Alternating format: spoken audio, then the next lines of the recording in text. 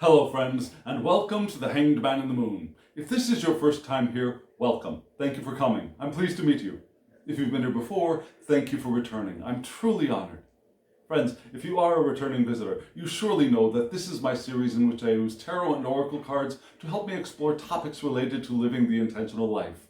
And I've got a wonderful spread for us today. But before I get into the spread, I'd like to ruminate for a moment over a saying that came to mind as I was reading this spread a few times before I came here to do this video with you. And that saying, that very common saying, is let go and let God. You've heard that, right? I'm sure you have. If you were here watching this video, I'm sure you've heard that saying. And maybe you've had a very unique and particular response to that saying. Maybe you heard it and you thought it was something liberating. Maybe you heard it and you thought it was, you had a negative reaction to it perhaps. Maybe you heard just the word God and made you cringe a little bit. Yeah? We all have our own reactions to that saying, but I think the core message of that saying is pertinent to this week's spread and also to all of our lives. But it needs a little bit of unpacking. First thing to unpack is the word God. Yeah? Many of us have very different reactions to that word. Personally, I love the word God. I grew up on the word God, and I have my own idea of what God means. God is not an old white dude in the sky. I've never really thought that. Yeah? But we have reactions to words, and we want to recognize those reactions that other people have to the words. Not saying that the word is wrong, but that their reactions are theirs. So, if we want, we can replace the word God with anything. It could be replaced with Gaia. It could be replaced with Brahman. It could be replaced with Allah. It could be replaced with consciousness, the conscious universe. It could be replaced with source, anything you want to replace it with. So, it just flows nicely, I think. Yeah, let go and let God, but let go and let Source, let go and let Gaia, let go and let the Great Mother, the Great Father Spirit. Your choice. Let your higher self. There's no division in this unity of oneness that is the entirety of all that exists, both physical and non-physical. So I'm going to stick with God for today, for now. Please allow me to do that. So let go and let God. We know what we're speaking of. We're not talking about old white men in the sky. We're talking about the universal divine consciousness and even pre-consciousness that is continually creating this universe and that we are an extension of. We are extensions of that divine. Can you get on board with that as well? That's what I mean by God. Not that I personally am God, but we are God. Because God is all that there is. And yes, we're using that word for today. Let go and let God. So then the other reaction that people have to this phrase is, yes, I will allow, or wait a second, does that mean that I am now a passive experiencer of life? Well, a Buddhist might say yes. But I don't think the Buddhist idea of passive experiencer of life... Actually, no. I take that back. No, I don't believe the Buddhists that I know would agree with passive experiencer of life. I think even a Taoist, even a Buddhist, at least from the people that I know, would say an active experiencer of life. And that idea of active experience is key, is crucial to that idea of letting go and letting God. I've heard some people complain about that saying by saying that letting go means giving up everything that could be uncomfortable because we no longer want to take either responsibility for or fully immerse ourselves in the experience of our day-to-day lives. Yeah, we want to give up. And I don't think that's what this is pointing to either. Not in that sense of giving up. There is an element of giving up in the saying to let go and let God. What are we giving up? There's something very specific that is pointed to in that saying. It means giving up the struggle to force the things that we want, to force the outcomes that we desire to happen in the way that we think they must happen. It's by attaching ourselves to a plan that we have worked out, thinking that we are smarter than the divine, for example. Well, or that we are the ones who are going to make the divine carry out our orders. Let go and let God is a saying of trust. Trust in what? Trust that the divine is here supporting the desires that we have, knows the path for us to take. And if we allow ourselves to open up to perceiving the path that is indicated by our powerful currents of intention, then we'll be able to flow in the direction of what we want with a minimum of negative experience and negative emotion, especially negative emotion. Actually, we can go through negative experiences with positive emotions. Have you ever had that? Have you ever been in a place that you didn't want to be, a dentist office, for example, and moved through that fairly negative experience, not a wanted experience, in a very positive attitude? We can get through some negative stuff with positive emotions. I've been through a root canal and felt emotionally stable and good. There was pain. I knew there would be pain. It wasn't an intolerable amount of pain. The dentist was good. The drugs were active where they should have been active. I wasn't completely knocked out. It was a local anesthetic. And the doctor did his or her thing the way that he or she should. And I was in a very positive state throughout the process. And again, if I had a choice, I would have not had to have gone and had a root canal. But I did, and I was okay. So, more than the experience being negative, my emotional reaction to the experience is key.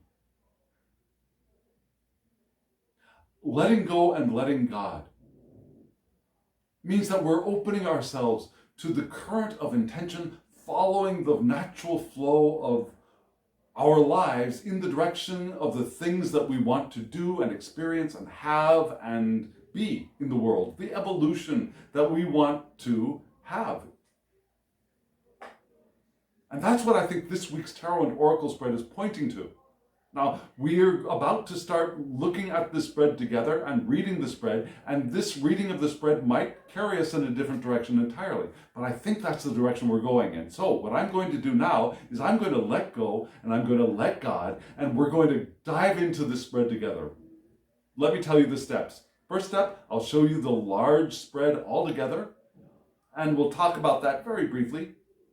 And then we'll break it down into four parts. We'll look at the top, which is, well, I'll tell you what those bits are. We're going to break it down into 4 bits, and then we'll read those 4 bits in more detail. Are you all ready? Are you strapped in? Here we go. Let me show you the full spread.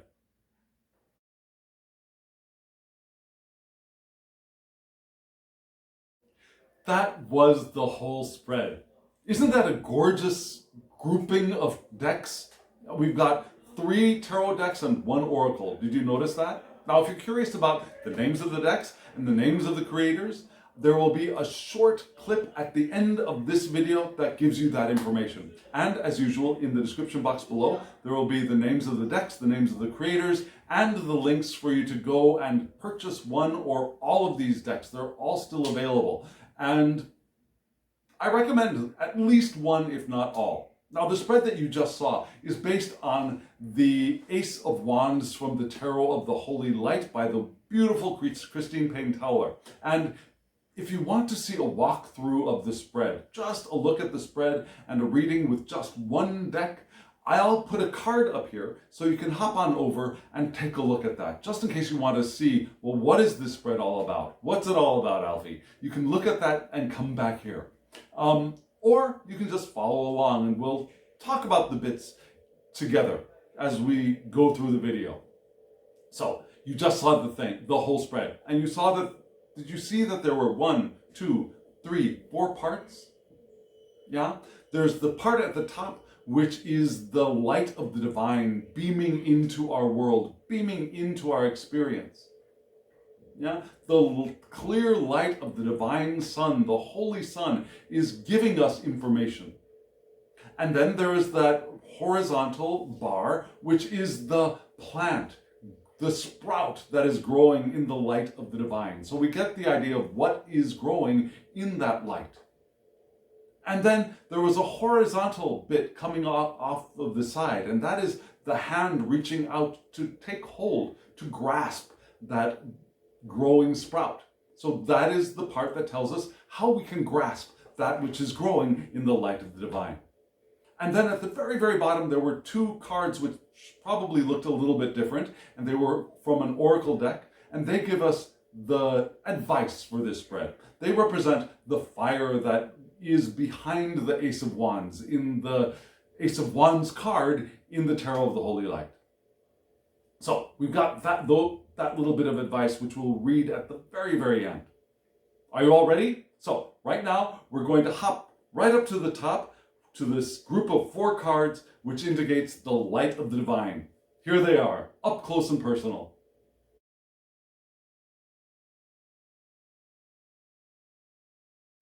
You saw those 4 cards were, from the upper left, going clockwise, the 10 of Swords, upright. Then we had the Strength card, reversed. Then we had the King of Discs, reversed. And then we had the Knight of Discs, reversed. A lot of earth energy in this spread.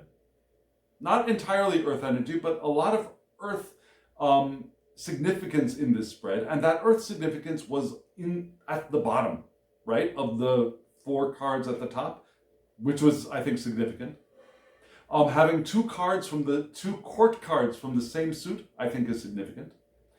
And yes, having 3 reversals is also significant. If you were here last week for the first reading of the Ace of Wands spread, you'll know that there was also a grouping very similar to this. I had 1 upright card in the upper left, and then the rest of the cards were all reversed last week as well. So is this a trend? Gosh, I hope not. Now, okay, so just a moment. Let me back up. Yes, part of me still gets that, is a little reactive when I see a reversed card. I know. They're not bad things. They're not even necessarily more difficult things either. But I do still have a knee-jerk reaction of, oh, a reversal. And I deliberately shuffle in reversals every time I shuffle this particular deck. Every time I riffle shuffle, I split half of it. I split it in half, I turn half of it around, and I riffle shuffle. And I've been doing this for several months now. So there are reversals and reversals and reversals and reversals and reversals and reversals. And so 2 weeks in a row, having 3 reversed, 1 upright in the same sequence is, I think, significant. So we're going to start with that first card, which was the upright card, and that kind of makes sense, right? But the card that came up upright is not necessarily the happiest card in the deck.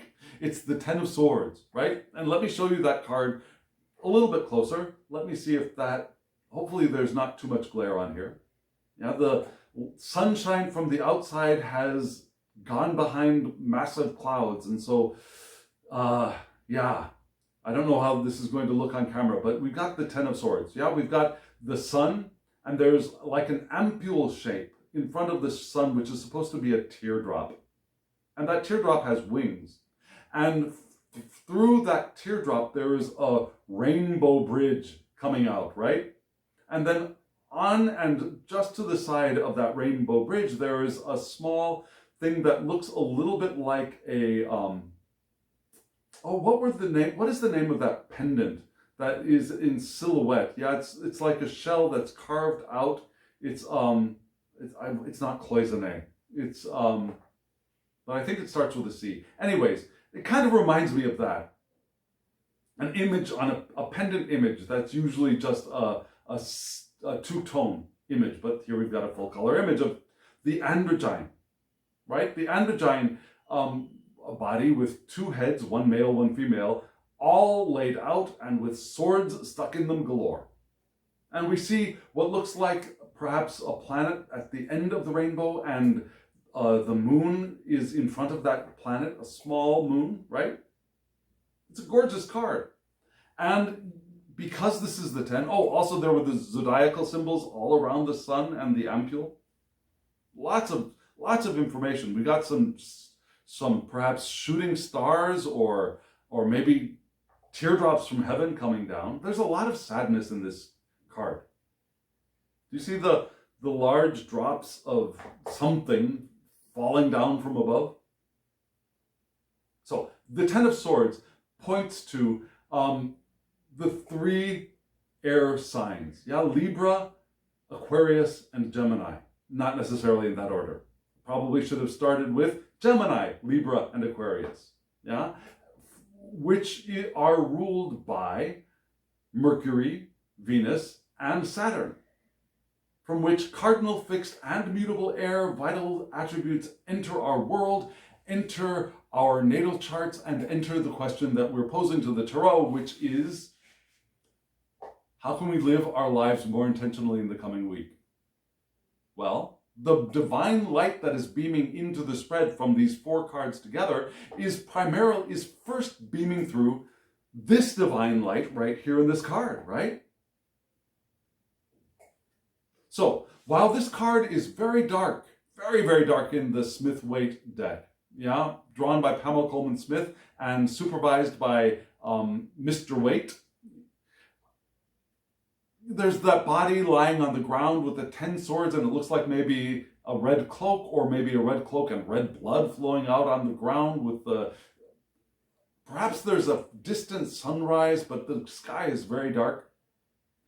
Here, the sun drives the light into every corner of our experience. And that light is broken through the tear into a diversity.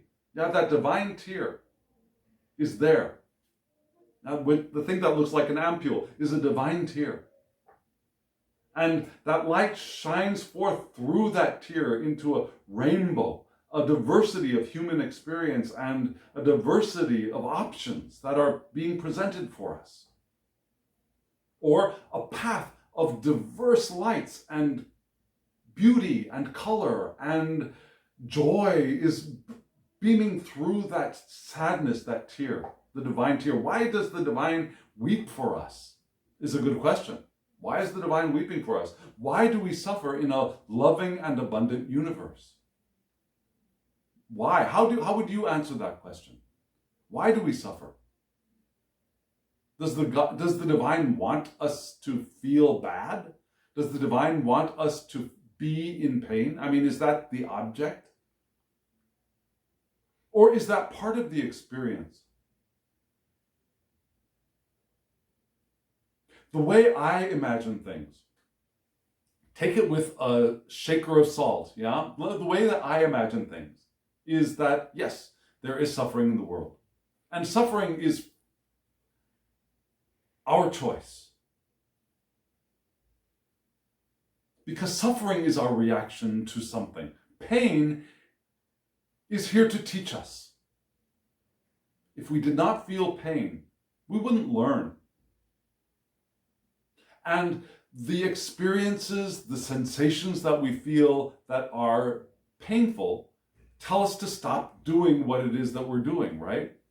We put our hand on a hot burning stove, and if we did not feel pain, we would destroy our bodies very, very quickly, in very short order.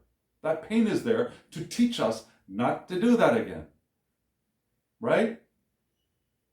Emotional things that we feel that are emotionally painful, the loss of a parent, for example, the loss of a lover, the loss of a job, the loss of something, or the breakdown of something.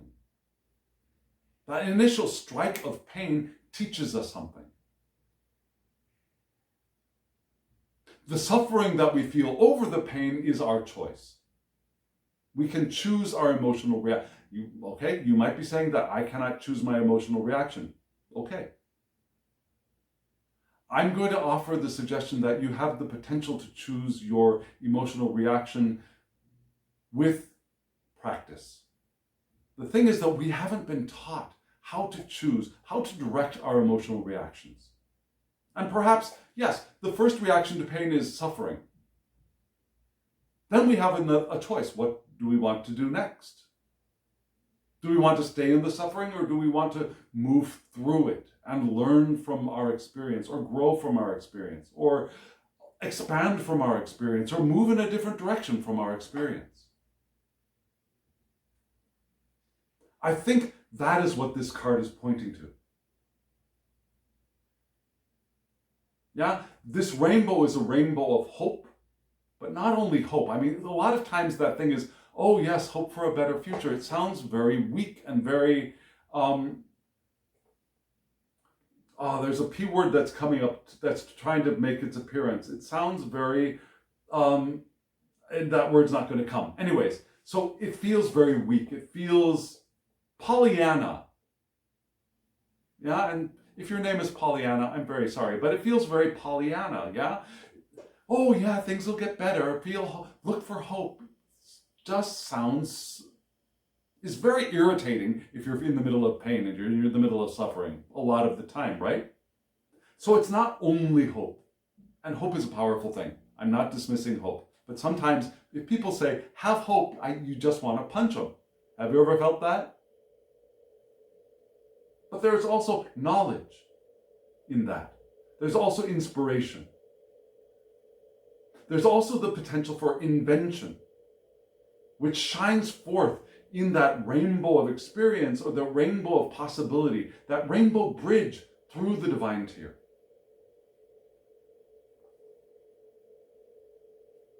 So we're at the 10, we're at the end of the 10 of the sword suit, and there's this pain experience, this experience which could be causing suffering, which could be our reason for suffering, the reason that we've chosen, the reason that we have chosen suffering as our emotional reaction. But we can move beyond that. We can see the rainbow bridge shining through the divine tier, the tier of sympathy for us.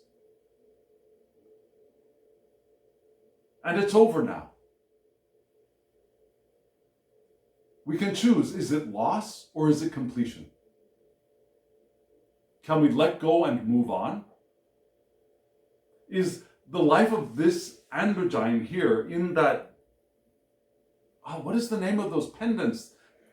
Pink coral etched around the time of the Civil War in the United States. They were really popular. It's that thing. Anyways, so in this little thing here, is the life of that androgyne over?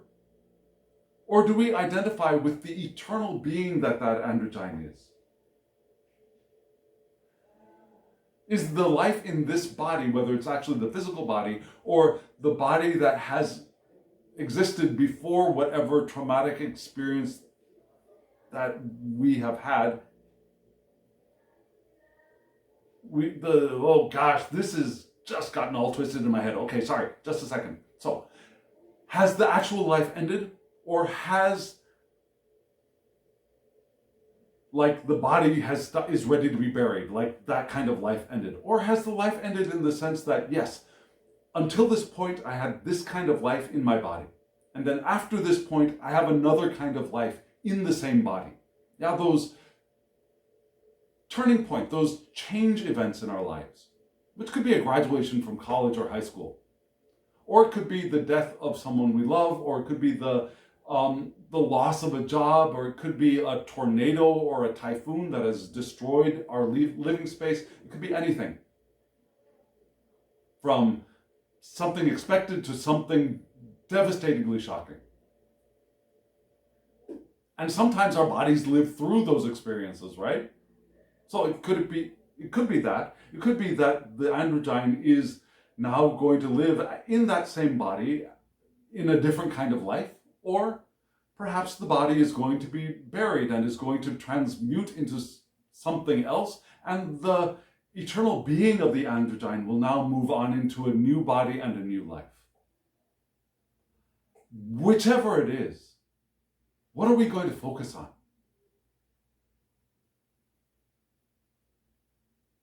Because maybe things haven't turned out the way that we think that they should have turned out.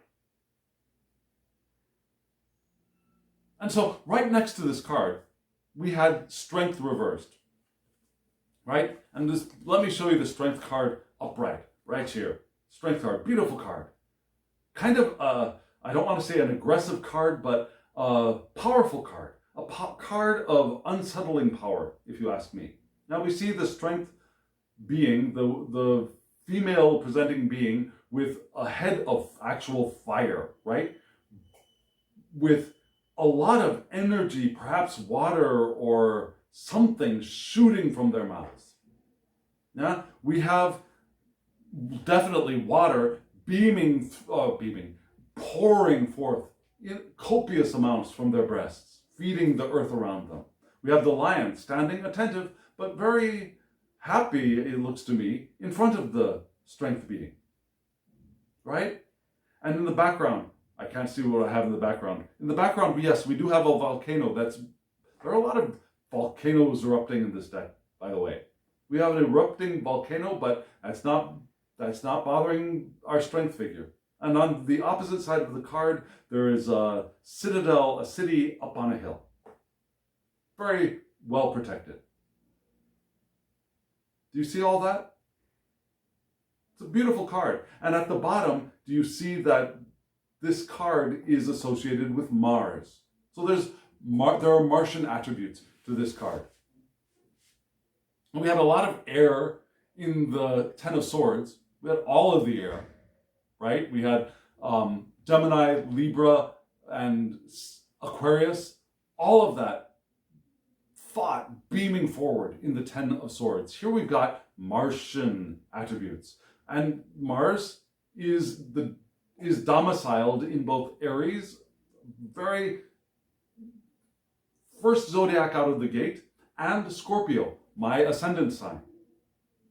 Crystalline, powerful, laser-focused emotion. And so this card, Mars, within those zodiacal signs, points to the cardinal fire and fixed waters vital attributes entering our world, entering our horoscopes, entering our natal charts, and entering the question we ask of the Tarot. And because this is a major arcana card, strength is associated with Kaf. Kaf is the ninth, not the ninth, it's the 11th letter of the Hebrew alphabet. And Kaf points to things that are ancient, old. And this kind of looks like an ancient goddess to me. But it also means to tame and subdue, which works out pretty well for the strength card. It means to bend self in modesty and accept others. Rather than lording ourselves over others, we bend ourselves in modesty and accept others as they are, as we accept ourselves as we are. Very good strength attributes, I believe. We also have Isaz, which is the rune which is the 11th rune. Isaz is ice. Yeah. Now these is hail. Isaz is ice, which could be rest. Yeah, taking a rest. It could also be origins, but it's also willpower. Concentration, that standstill, focused concentration, kind of like a Scorpio, yeah? pausing physical or psychological barrier, pausing. And there may be psychological or physical barriers, but those barriers elicit a focus and our willpower. Also, very appropriate things, I think, for strength. And from the guidebook for this card, we have ideas of taming and refining the power of love, working through wisdom to harmonize creation and organize all. It's the courage and fearlessness to engage with one's challenges. This is the card in reverse, Yeah, the taming and refining power of love, working through our wisdom to harmonize creation and organize everything. It's the courage and fearlessness to engage with our challenges, to engage with them. It's the spiritual force and strength of heart and principles that we want to be able to move forward. Now, the internal work of all this reminds us that we are all brother and sister. There is no contest here. We have no reason to fight or to squabble with one another. We can acknowledge our kinship. We can solve our mutual problems. And you see, yes, I am reading all of this because I think this is all important. And expand the field of our understanding so it includes the whole web of life. So here we taming our inner world and bringing it out into our interactions with other people. And again, like Kaf, bowing in modesty and accepting others and working together, knowing that we don't have to compete for whatever it is that we want. Which I think is a beautiful pair to this card. And let's see, would that be correct? Yes, I think that's the correct order. To this card here at the top. Now we've got all of this, we had this experience and through that experience, there's this rainbow of potential. And so our reaction is this: to tame ourselves and to harness the power of love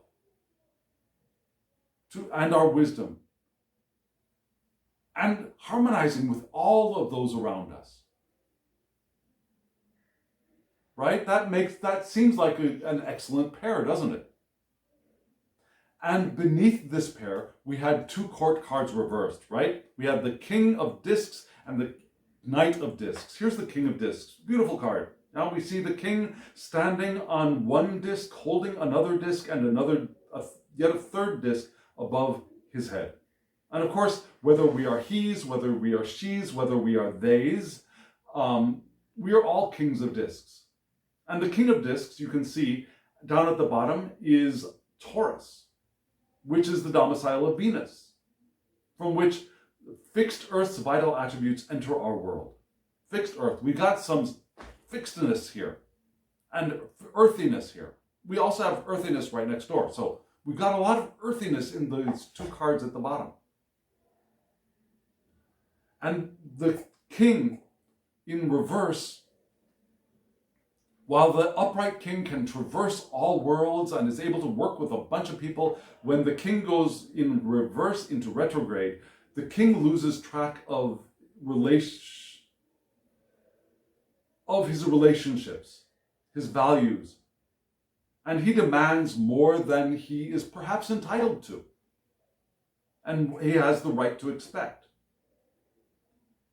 This king resents the time spent away from their business and profits and having to spend time with others. There's that aspect as well.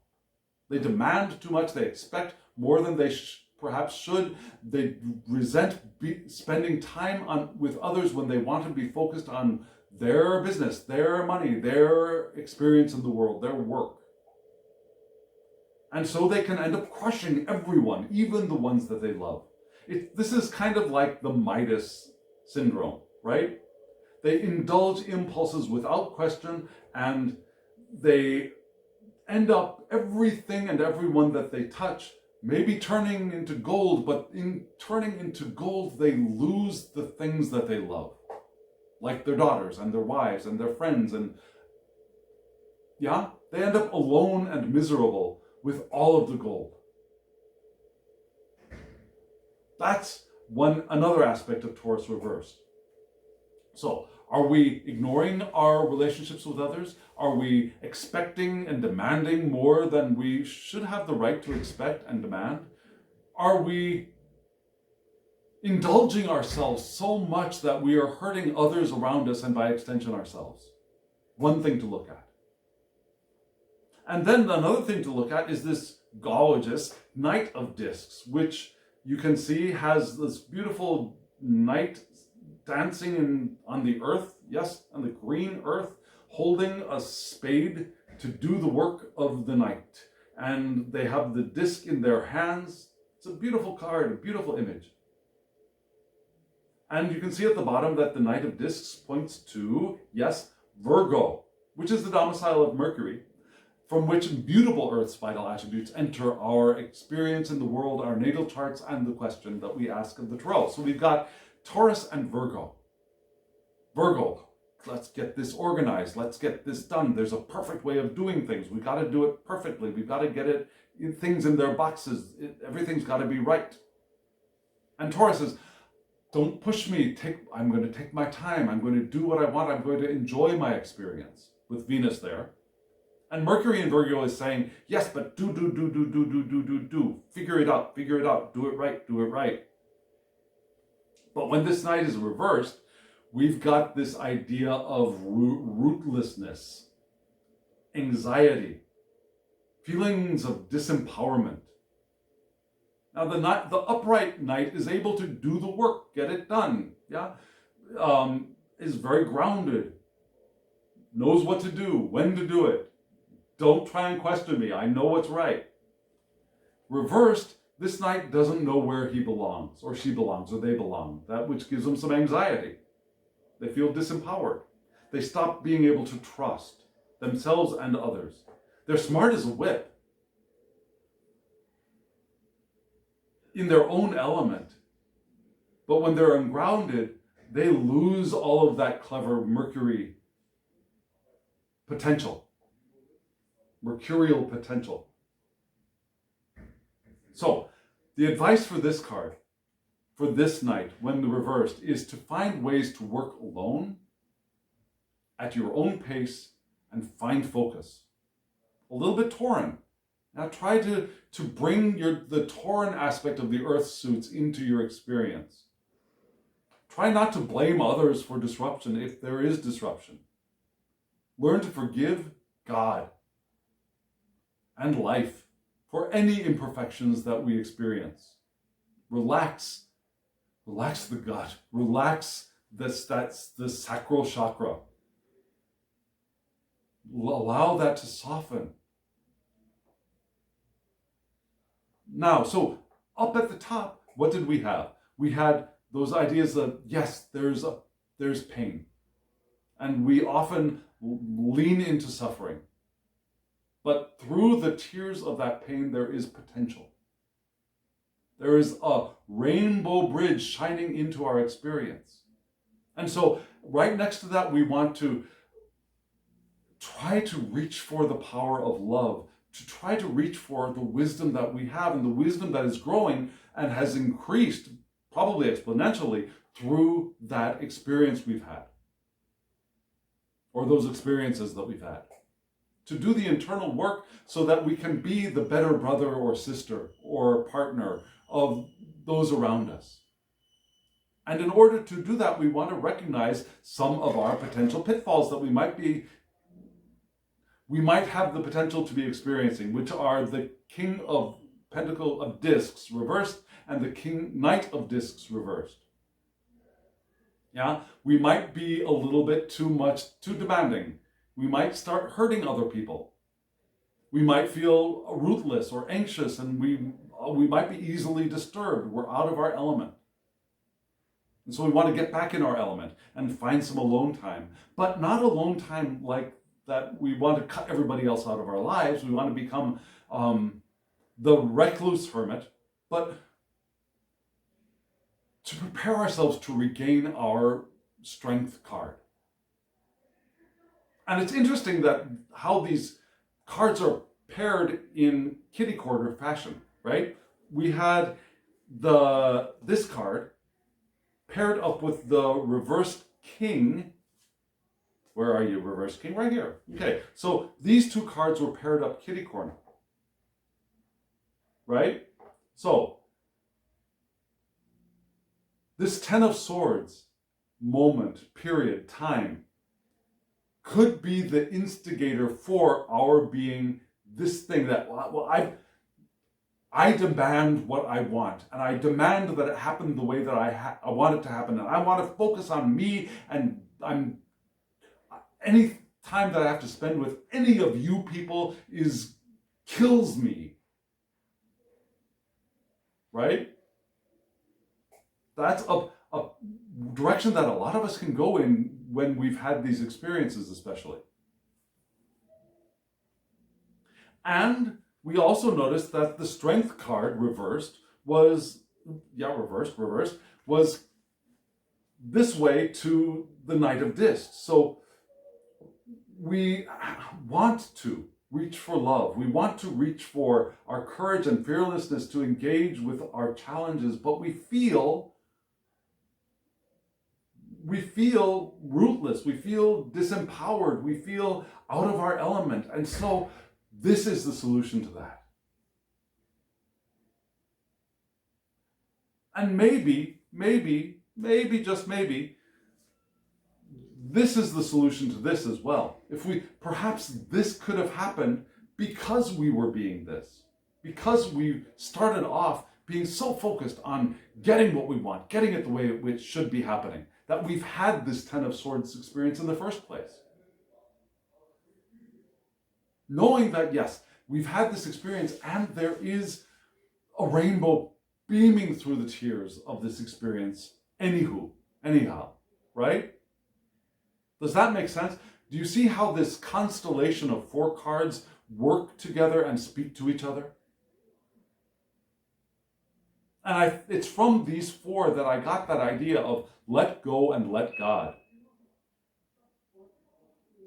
Because especially right now, the 2 things that we might be leaning into, these 2 guys, gals, thems, non-binary people, these 2 are very big possibilities for us in this moment, right?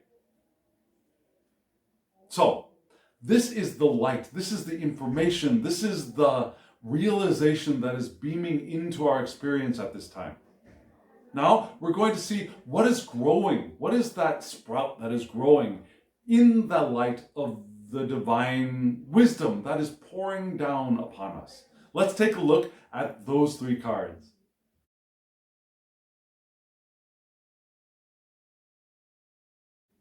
Those were the 3 cards, which represent the sprout growing up in the middle of that light that is beaming down through the eye of the divine. And you saw, starting at the bottom, we're going to start with, I laid the cards from top to bottom, but we're going to read from the bottom to top because that's the direction in which this sprout is growing. So from the bottom, you saw that we started off with the 4 of Swords, right here, and then we move into the 8 of Wands, and then we move into the 8 of Coins, 2 8s. Significant. And 8s, what are they? They're the perfection of I want to say ramped up, but expanded energy for the suit, in a sense. But we start off with the 4, and then it's doubled to the 8, and then that 8 is continued. And the 4s are stability, right? Usually.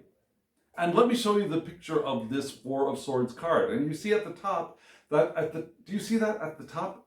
We have Cancer. And these squiggly things between the 4 swords, one going up, one going down, and to the 2 sides, those squiggly things, do you recognize what those are? Those are Scorpio.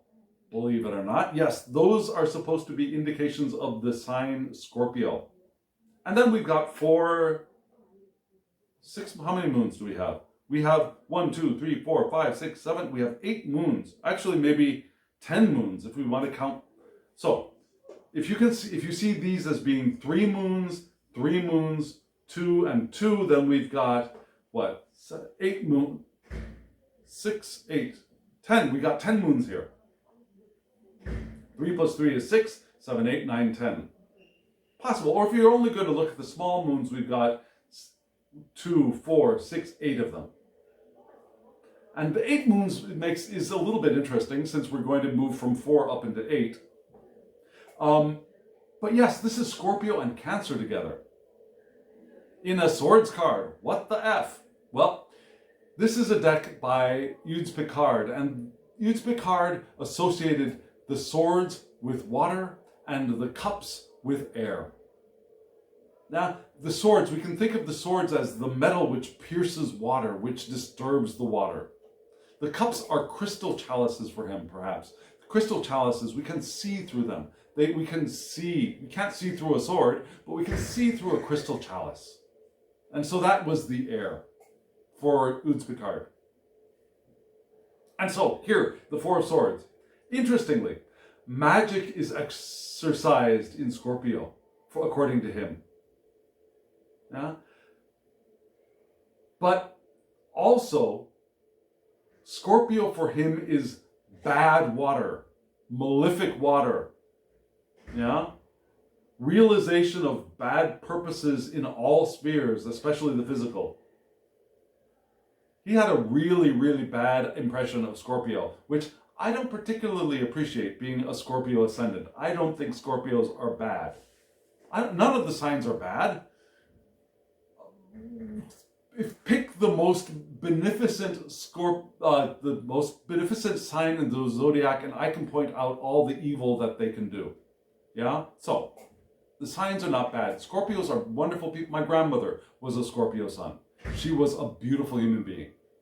Just saying. So, yeah, Scorpios being malefic water, I don't buy that. But they are focused. And sometimes that focus can disrupt other people. They can feel unsettled by Scorpios. This card also points to things like negative thinking producing the outcomes it fears. Yeah? Some people call it negative creation, where you focus so much on the thing that you fear that it comes into manifestation. Or we subconsciously create the circumstances for that to be more potential, more possible. So this is a card which calls us to bolster and fortify our hopes and wishes, to counter pessimism or malintent. So while I do not believe that Scorpios are malefic, still there might be some negativity around us, and we want to bolster, we want to ramp up our hope and our wishes. Lean into a perhaps 9 of Cups feeling to be able to transverse this 4 of Swords card. So we've got the sprout coming up of, it's beaming up through that negative experience we had in the light of the sun, right? And so that makes perfect sense that we start off with this, okay, so we're coming up through a negative experience, which is here the 4 of Swords. But we have our superpowers of Scorpio and Cancer at our aid. We have the superpower of Cancer, of intuition, and taking care of the people around us, and being able to ride the currents. And Scorpio, laser-focused emotions of piercing the barriers that we might see rising before us. To emotionally pierce those barriers, to find our way through. Like water will always find its way through whatever barrier seems to be appearing before it. Right? So we got this 4 of Swords. And that continues to grow into the Eight of Wands.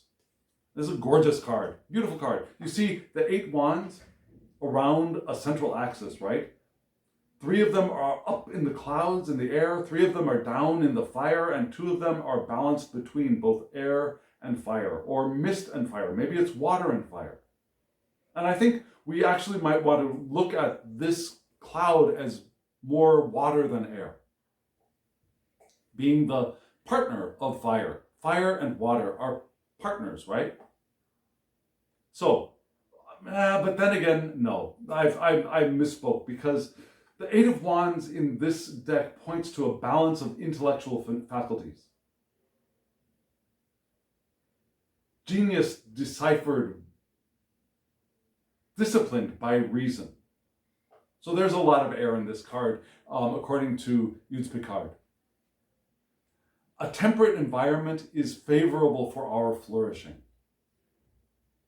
So this is a card of weighing and transactions in a temperate environment of not too hot, not too cold, not too active, not too passive, that our wild bursts of brilliance want to be tempered by our reason, but our reason wants to be tempered by our wild bursts of brilliance as well. We want to balance all of our intellectual faculties here in this Wands card, which will help us as we rise up above the experience of this Four of Swords, right? And this will move us into the Eight of Coins. Again, we've got 4 coins below, 4 coins above the earth. And you notice that star shape. It's kind of like a compass, but it also looks like a star of hope radiating. And this star echoes this star of the 8 wands too. So we've got these 8 wands reflected or beaming through this 8 of coins card as well, looking like a star of hope to me. And this 8 of coins is equal sharing of property and wealth. Also, inheritance is possible here. It means that we've got all that we need and we require. Yeah? And this compass, this which I see as hope, gives us the direction we want to go. We are being shown the direction to go from here into our future. Knowing that our needs are being taken care of. They are being taken care of, and we have the resources to take care of ourselves as well. So this is what is growing in the light that we just looked at, which was disruptive, but had solutions within it, right? And in that light, this growing thing comes up through that difficulty, those negative experiences in the Four of Swords. Where are you? The Four of Swords. And we get our intellectual balance. We find a way to temper ourselves within a more temperate environment, which allows us to recognize that there is a path forward, that we have all that we need and that we can share. We even have enough to share with those around us, right? What could be a better way? And what could be more in line with letting go and letting God? And the way to let go is to find a temperate environment to balance ourselves intellectually and allow things to settle and calm and have hope and have knowledge of our own resources. Because that is as Maslow's hierarchy of needs, yeah, those lower needs, we want those to be fulfilled for us to be able to give attention to the higher needs, culminating with self-actualization, right? And so this card is here reminding us that our basic needs are being met if we allow them to be. If we allow ourselves to be satisfied with what we have as well. Does that make sense? So this is what's growing. This is what's growing. We're about to leap into how we can grasp that. How can we take hold of that? Here are the cards for that, right here.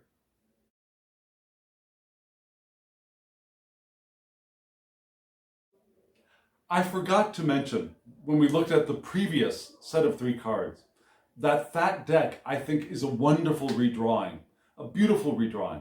And so I really recommend checking that one out as well. Again, there's a link in the description box below for you to go take a look at that. And also at the end of this video, there will be a short clip giving you the information about the deck and the name of the creator. So check all of that out. I really love that deck. I love this deck as well. But I really love that other deck that we just saw. So the deck we just saw right now, there were 3 cards, horizontal, going from left to right, and that's the direction we're going to read these.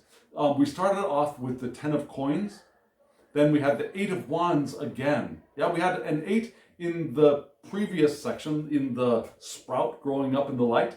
Here in the hand reaching out to grasp that, we had the center being the 8 of wands again.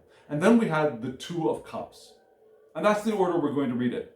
And let me show you the 10 of coins. Looking very similar to the 8 of coins, right? Except there are 2 more. 5 of them are above the earth, 5 of them are below. We have a wheel kind of drawn here. And the 10 of coins in this deck, the 10 of coins as imagined by Uds Picard, is the evolution of matter. The stuff around us is evolving.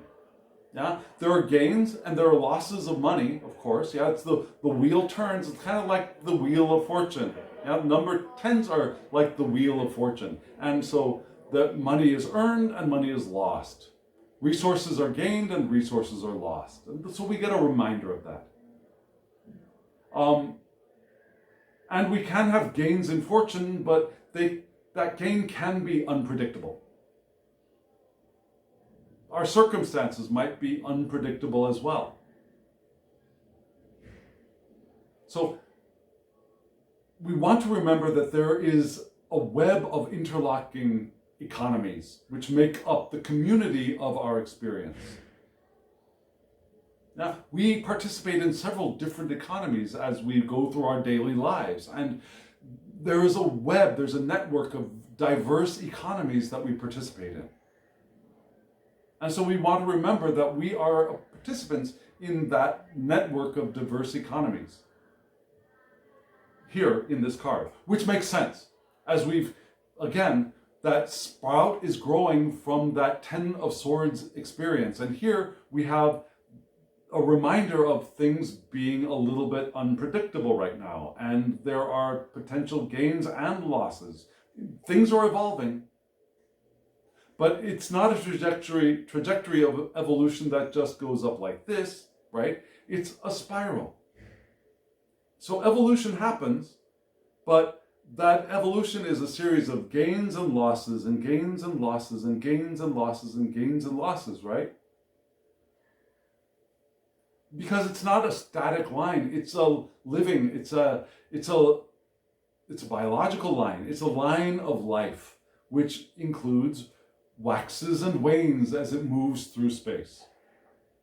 In an upward motion, I believe, but still in that kind of a trajectory. And this is what this card is reminding us of, which makes, again, sense, coming out of that 10 of swords from the divine light beaming into our experience. And so the next card, again, it's the 8 of wands. Again, so there's that potential, that wheel of fortune, of resources and material and economy. And so recognizing that, we want to move to the hub of this wheel. If we can move to the hub of this wheel, we can find a balance. Balance of our intellectual faculties again, yeah? Balance of our reason. And in our balanced reason, we can open ourselves to our genius. We want to have a temperate environment which will be favorable for our flourishing. So we weigh are the transactions that we engage in throughout our experience of our days. Right? Which makes a pretty good logical progression from, I'm trying to get this in order, from here to here. And this is how we're reaching out to grab that sprout that is growing. So we reach out we begin by recognizing the instability, the cycles, and we move through finding our balance, finding our temperate environment, creating our temperate environment. And that moves us to this gorgeous Two of Cups card. A very alchemical card. We've got gold and silver here paired up. We've got the sun and moon paired up in a floral wreath of both the white and the red rose. The red king and the white queen here are married. The union of active and passive principles is here. The union of magnetic principles, magnetic opposites, north and south poles, hotness and coldness, wetness and fieriness, right? It's a project of union. It's an engagement of union. It could also be an engagement, like put a ring on it, but here I think we're talking about engagements of union, of creating union within ourselves and between us and others. The attraction between opposites. And giving assent to that attraction. A union with no contention. That's what we're opening up to. And to be able to grasp that sprout that is growing. That's what we want to accomplish. Union within ourselves of our internal polar opposites. And allowing ourselves to open to the union with others. Now that union could be with a loving partner, of a husband, wife, lover, whatever you want to call that, romantic, sexual relationship. But it could also be a familial relationship. It could be a relationship with a friend, with a business or working partner. And I don't just mean friends with benefits, like an office husband or an office wife. That's not what we're necessarily talking about here, but somebody we engage with, we work with, we create with, we co-create with, actually, right? So allowing ourselves to open to that union, and also to union with the divine, with the eternal natures that we are. It's also part of this card. So to be able to do that, first we want to find our stability, and then we reach that final grasp, that final bit is to reach for union of self, with eternal self, with the divine, and with other. And that's how we're able to thrive through this time of the Ten of Swords, which perhaps we may have even instigated, but we are also perhaps reacting to.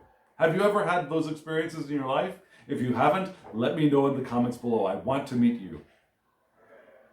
But yeah, that's basically how this spread has been revealed to us. And that's why I see this spread as being letting go and letting God. Giving up the struggle to make things happen and allowing the path for things to happen, to unfold for us.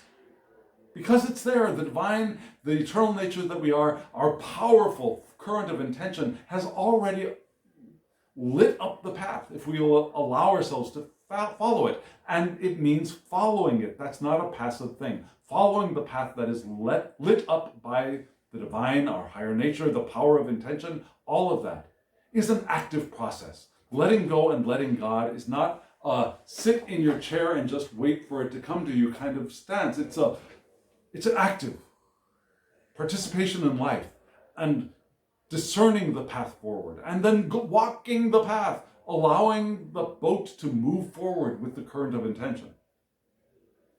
Right? So friends, we got a little bit of advice all lined up for us in 2 cards from a very beautiful oracle deck. Let me show you those cards right now.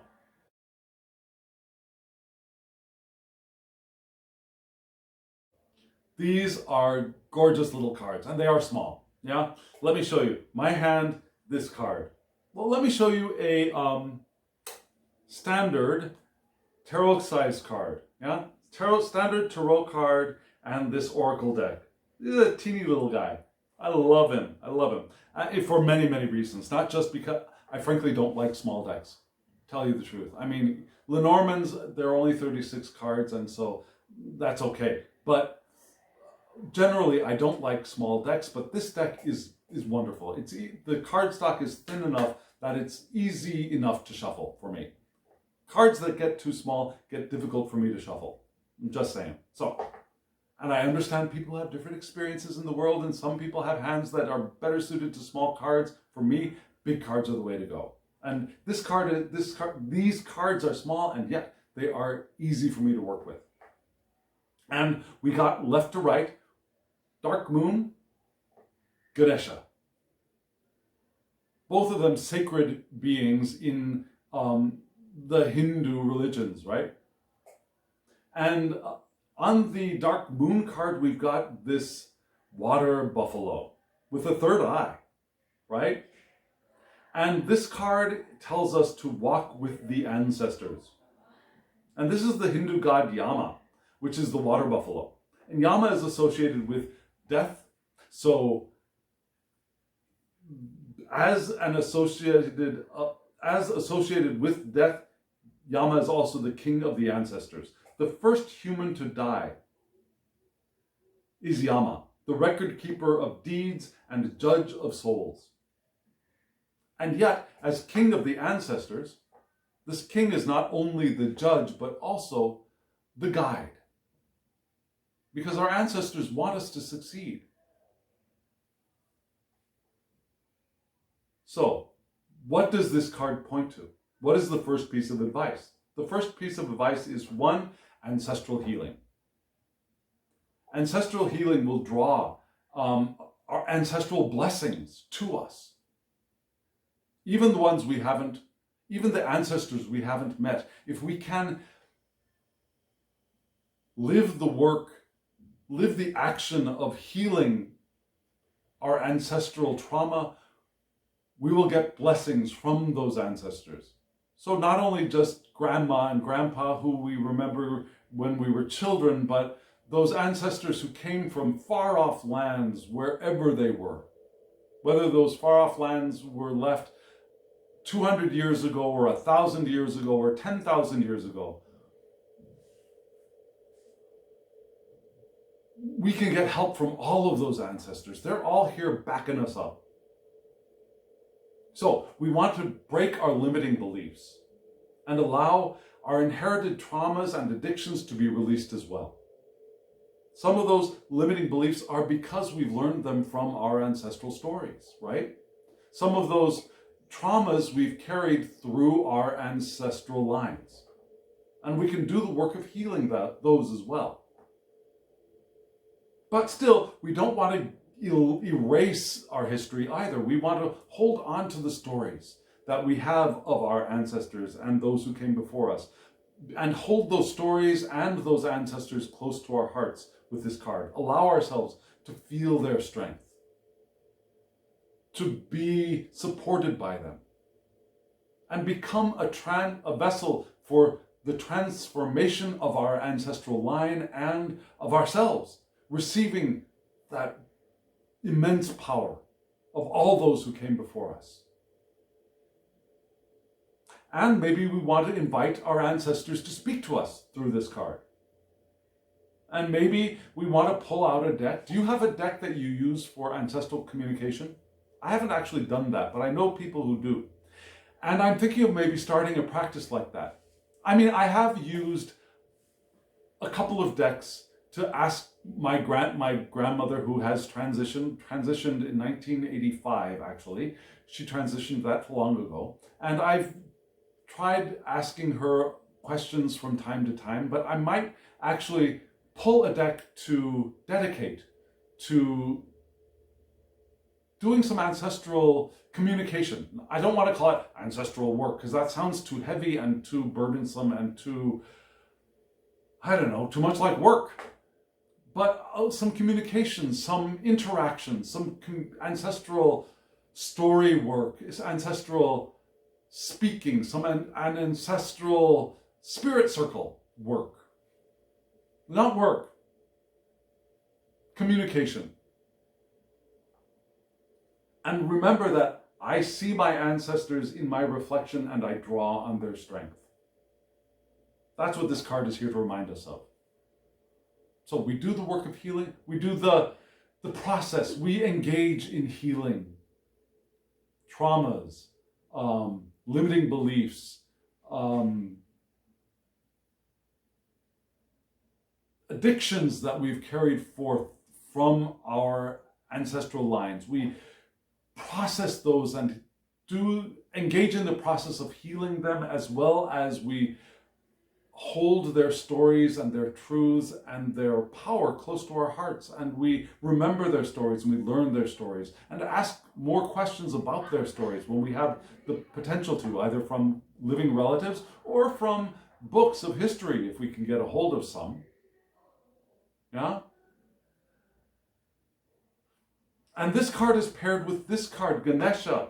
Beautiful drawing of the elephant-headed god, who is the remover of obstacles. Obstacles, spiritual and material obstacles. And the provider of blessings in disguise with new beginnings. That's Ganesha. This is the god of wisdom, the god of knowledge, and the god of the arts and writing. And I think we're primarily looking at the wisdom and knowledge provided by Ganesha, as well as the removing of obstacles and providing a way to go and a path that may be slightly, not so that we can't find it, but so that it can be revealed to us. A path that is asking for our attention, for it to appear before us. Does that make sense? A path that is so easy to see might not be as entertaining and as exciting as a path that suddenly reveals itself to us in miraculous wonder, right? And this is the revelation and miraculous wonder that Ganesha enjoys participating in and creating for us, with us. So, we're asked to release our troubles into the hands of Ganesha, into the hands of the divine, while taking responsibility for who we are and how we are being in the world. Now, the divine has our backs, as we still have responsibility for who we are and how we are being in the world. So, what we may perceive as an obstacle might actually be a blessing in disguise. That thing that seemed like a block in our path and we got angry and frustrated over, maybe that's a blessing to redirect us, or to find a new way, or to invent something new to get us over that obstacle. And if that obstacle were there, we wouldn't have invented. We wouldn't have found a different path. We would have just kept going on our way and just picked our nose on the way to an uninteresting future. Yeah? So we may learn, the blessing we may learn may be to find a new path, to redirect, or invent something, to create something new, to surmount that obstacle. And so we're asked to surrender our troubles into the hands of Ganesha. And what perfect advice for this spread, right? Learn from our past. Heal our past, honor our past, receive the power from our past, and release it all into the hands of the divine as we open ourselves to the revelation of the path forward. And remember, that is coming on the heels of, or that is the advice which springs from primarily this card, in which this path is being revealed, right? This all holds together in the beautiful Diamond Sutra of a reading, I believe. And I'm coming to the end. I hold with my initial statement of this video, let go and let God. But how are we going to let go? How are we going to let God? And how do we participate in that? That's what this spread is here to show us. And that's how we can live our lives more intentionally in the coming week. Does that make sense? If it does, let me know in the comments below. If it does not, let me know in the comments below. I'd love to hear from you. And friends, hit the thumbs up button if you haven't already, so that it helps the channel. It really does help the channel. It brings more people. It brings this channel in the experience of more people. Subscribe if you haven't subscribed, and hit the alarm bell so you get notifications of when I upload videos. I think I'm going to try doing an interesting VR sometime this week, just as a heads up if I find the time. So hit that alarm bell so you get notifications of when I upload that VR. And you know I'm not much of a VR participator, but this one seemed to speak to me in a very interesting way, so stay tuned. And yes, comment below. If you want a private reading from me, my email address is below, thehangedmaninthemoon@gmail.com. Shoot me an email, we'll get you a reading, whatever kind of reading you want. Really, really, really, really, really. And friends, in just a moment, there will be a short clip giving you the information about these decks. So stay tuned for that. And now, as always, I wish you love, joy, well-being, and pure awareness. Thank you.